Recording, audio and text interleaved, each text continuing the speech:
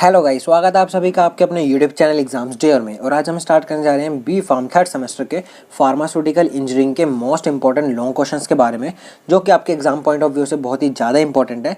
इसमें हम देखेंगे कि किस तरीके से आपके एग्जाम्स में लॉन्ग क्वेश्चन पूछे जाते हैं और आपको उन्हें कैसे अटेम्प्ट करना है।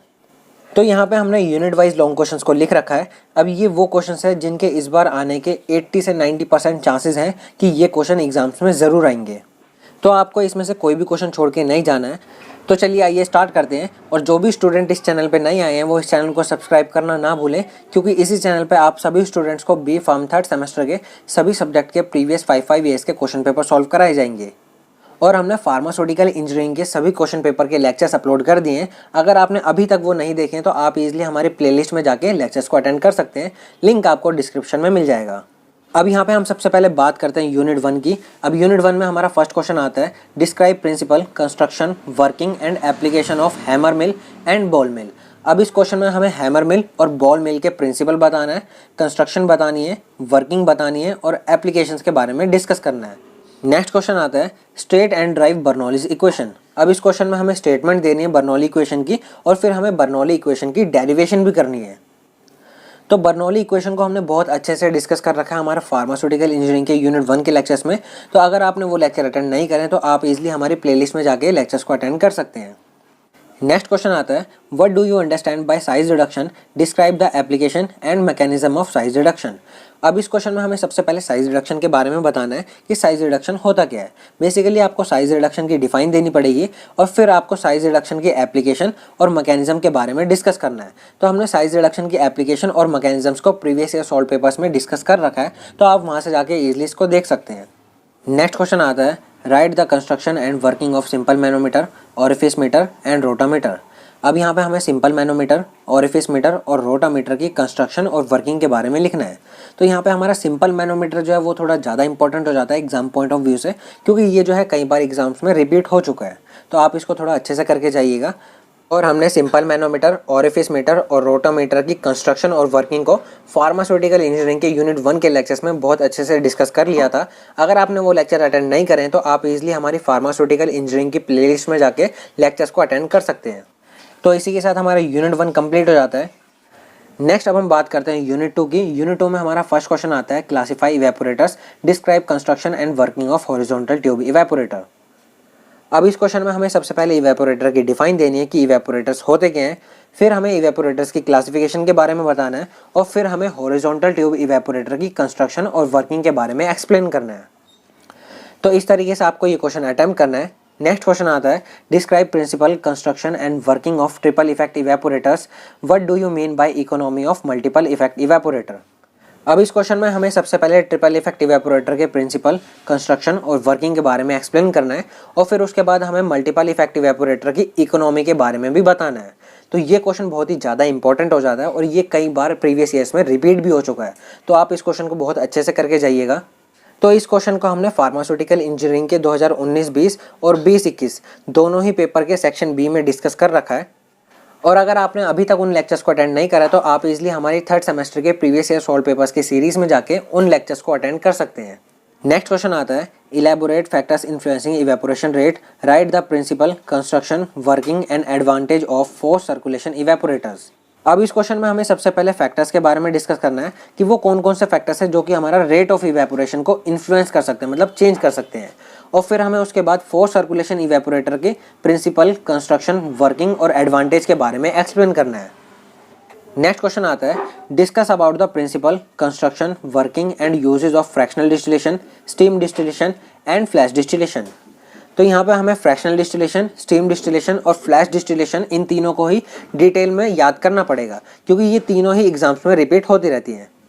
नेक्स्ट क्वेश्चन आता है, discuss Fourier's law of heat transfer and its applications. अब यहाँ पे हमें Fourier's law of heat transfer के बारे में एक्सप्लेन करना है और फिर हमें उसकी एप्लीकेशंस के बारे में डिस्कस करना है। अब ये हमारा फोरियर्स लॉ ऑफ हीट ट्रांसफर जो है कई बार एग्जाम्स में रिपीट हो चुका है, तो ये जो है एग्जाम पॉइंट ऑफ व्यू से बहुत ही ज़्यादा इंपॉर्टेंट है। तो इसी के साथ हमारा यूनिट 2 जो है वो हमारा कंप्लीट हो जाता है। नेक्स्ट अब हम बात करते हैं यूनिट 3 की। यूनिट 3 में हमारा फर्स्ट क्वेश्चन आता है, explain principle, construction and operational detail of freeze drying, summarize its pharmaceutical application also. अब यहाँ पे हमें फ्रीज ड्राइंग प्रोसेस की प्रिंसिपल, कंस्ट्रक्शन और ऑपरेशनल डिटेल्स के बारे में एक्सप्लेन करना है और फिर हमें इसकी फार्मास्यूटिकल एप्लीकेशंस को भी एक्सप्लेन करना है। और हमने फ्रीज ड्राइंग को भी बहुत अच्छे से डिटेल में एक्सप्लेन करा है हमारे प्रीवियस ईयर सॉल्व पेपर्स की सीरीज में, तो आप वहाँ से जाके इस क्वेश्चन को अटेम्प्ट कर सकते हैं। नेक्स्ट क्वेश्चन आता है, distinguish between solid mixing and liquid mixing, write a note on mechanism of solid mixing and liquid mixing. अब इस क्वेश्चन में हमें सबसे पहले सॉलिड मिक्सिंग और लिक्विड मिक्सिंग में डिफरेंस बताना है और फिर हमें सॉलिड मिक्सिंग और लिक्विड मिक्सिंग के मैकेनिज्म के बारे में भी एक्सप्लेन करना है। तो इस क्वेश्चन को भी हमने प्रीवियस ईयर सॉल्व पेपर्स में डिस्कस कर रखा है, तो आप इजीली वहाँ से जाके इन क्वेश्चंस के आंसर्स देख सकते हैं। नेक्स्ट क्वेश्चन आता है, write construction, working and usage of Silverson emulsifier and planetary mixer. अब इस क्वेश्चन में हमें सिल्वर्सन इमल्सिफायर और प्लेनेटरी मिक्सर की कंस्ट्रक्शन, वर्किंग और यूजेस के बारे में लिखना है। तो हमने सिल्वर्सन इमल्सिफायर और प्लेनेटरी मिक्सचर को बहुत अच्छे से प्रीवियस ईयर सॉल्व पेपर्स की सीरीज में डिस्कस कर लिया है। अगर आपने वो लेक्चर्स नहीं देखे तो आप इजीली हमारी प्लेलिस्ट में जाके उनको अटेंड कर सकते हैं। नेक्स्ट क्वेश्चन आता है, discuss in detail about principle, construction, working and usage of fluidized bed dryer and spray dryer. अब इस क्वेश्चन में हमें फ्लूइडाइज्ड बेड ड्रायर और स्प्रे ड्रायर के प्रिंसिपल, कंस्ट्रक्शन, वर्किंग और यूजेज के बारे में एक्सप्लेन करना है। नेक्स्ट क्वेश्चन आता है, describe the principle, construction, working and usage of twin shell blender and sigma blade mixture. अब इस क्वेश्चन में हमें ट्विन शेल ब्लेंडर और सिग्मा ब्लेड मिक्सचर के प्रिंसिपल, कंस्ट्रक्शन, वर्किंग और यूजेज के बारे में एक्सप्लेन करना है। नेक्स्ट क्वेश्चन आता है, describe the different phases of drawing using rate of drawing curve. अब इस क्वेश्चन में हमें रेट ऑफ ड्राइंग कर्व का यूज करके ड्राइंग के डिफरेंट फेजेस के बारे में एक्सप्लेन करना है। तो बेसिकली आपको इस क्वेश्चन में ड्राइंग कर्व को डिटेल में एक्सप्लेन करना है। अब इस क्वेश्चन को भी हमने प्रीवियस ईयर सॉल्व पेपर्स की सीरीज में सॉल्व कर रखा है, तो आप वहां से जाके इसको देख सकते हैं। और इसी के साथ हमारा यूनिट 3 भी कंप्लीट हो गया है। नेक्स्ट अब हम बात करते हैं यूनिट 4 की। यूनिट 4 में हमारा फर्स्ट क्वेश्चन आता है, define centrifugation, explain the theory of centrifugation and application of centrifugation. अब इस क्वेश्चन में बेसिकली हमें सेंट्रीफ्यूगेशन के बारे में बताना है। सबसे पहले हम बताएंगे कि सेंट्रीफ्यूगेशन होता क्या है, फिर हमें थ्योरी ऑफ सेंट्रीफ्यूगेशन के बारे में बताना है और फिर हमें सेंट्रीफ्यूगेशन की एप्लीकेशंस को एक्सप्लेन करना है।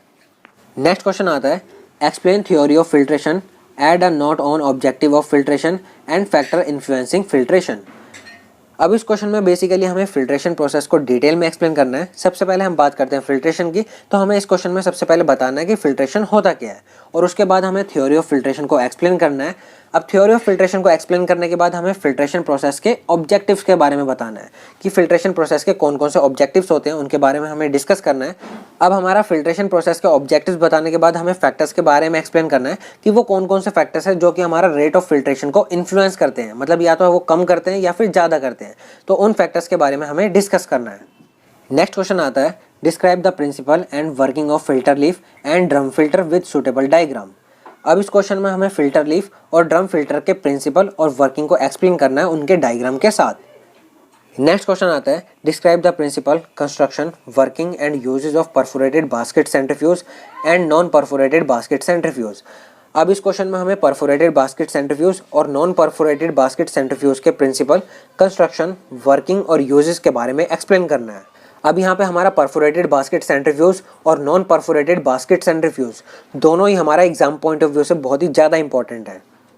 तो इसी के साथ हमारा यूनिट 4 भी कंप्लीट हो जाता है। नेक्स्ट अब हम बात करते हैं यूनिट 5 की। यूनिट 5 में हमारा फर्स्ट क्वेश्चन आता है, write a descriptive note on types of stainless steel, composition and its uses. अब इस क्वेश्चन में हमें स्टेनलेस स्टील के टाइप्स बताने हैं, उनकी कंपोजिशन के बारे में बताना है और उनके यूजेस के बारे में बताना है। अब ये क्वेश्चन भी हमारा प्रीवियस ईयर्स में 2 से 3 बार रिपीट हो चुका है, तो ये भी हमारे एग्जाम पॉइंट ऑफ व्यू से बहुत ही ज़्यादा इंपॉर्टेंट है। बेसिकली यूनिट 5 में आपके कुछ गिने चुने क्वेश्चन होते हैं जो कि आपके एग्जाम्स में आते हैं, तो आपको इन क्वेश्चंस को बहुत अच्छे से करके जाना है। नेक्स्ट क्वेश्चन आता है, what is corrosion, name the various types of corrosion and how can corrosion be prevented. अब इस क्वेश्चन में हमें कोरोजन के बारे में एक्सप्लेन करना है। सबसे पहले हमें बताना है कोरोजन होता क्या है, फिर हमें टाइप्स बताने हैं कोरोजन के कि कोरोजन कितने तरीके का होता है, फिर हमें मेथड्स बताने हैं जिनकी हेल्प से हम कोरोजन को प्रिवेंट कर सकते हैं। तो इस तरीके से हमें इस क्वेश्चन को अटेम्प्ट करना है। लास्ट क्वेश्चन आता है, summarise the factors affecting selection of materials for pharmaceutical plant construction. अब इस क्वेश्चन में हमें फैक्टर्स के बारे में एक्सप्लेन करना है जो कि हमारा फार्मास्यूटिकल प्लांट कंस्ट्रक्शन के मटेरियल के सिलेक्शन को अफेक्ट करते हैं। और इस क्वेश्चन में बहुत सारे स्टूडेंट्स कंफ्यूज भी होते हैं और ये क्वेश्चन जो है वो प्रीवियस ईयर्स में कई बार रिपीट भी हो चुका है और इस क्वेश्चन को हमने फार्मास्यूटिकल इंजीनियरिंग के 2021-22 के सेक्शन बी में भी डिस्कस कर रखा है। तो अगर आपने वो लेक्चर अटेंड नहीं करा है तो आप इजीली हमारी प्लेलिस्ट में जाके लेक्चर्स को अटेंड कर सकते हैं। तो चलिए गाइज, इसी के साथ हमारा आज का लेक्चर हो जाता है कंप्लीट और इस लेक्चर में हमने फार्मास्यूटिकल इंजीनियरिंग के सभी यूनिट्स के लॉन्ग इंपॉर्टेंट क्वेश्चंस को डिस्कस करा था। अगर आपको किसी भी क्वेश्चन में डाउट है तो आप इजीली हमसे कमेंट सेक्शन में कमेंट करके पूछ सकते हैं। और जो भी स्टूडेंट इस चैनल पे नए आए हैं वो इस चैनल को सब्सक्राइब करना ना भूलें, क्योंकि इसी चैनल पे आप सभी स्टूडेंट्स को बी फार्म थर्ड सेमेस्टर के सभी सब्जेक्ट के प्रीवियस 5 ईयर्स के क्वेश्चन पेपर सॉल्व कराए जाएंगे।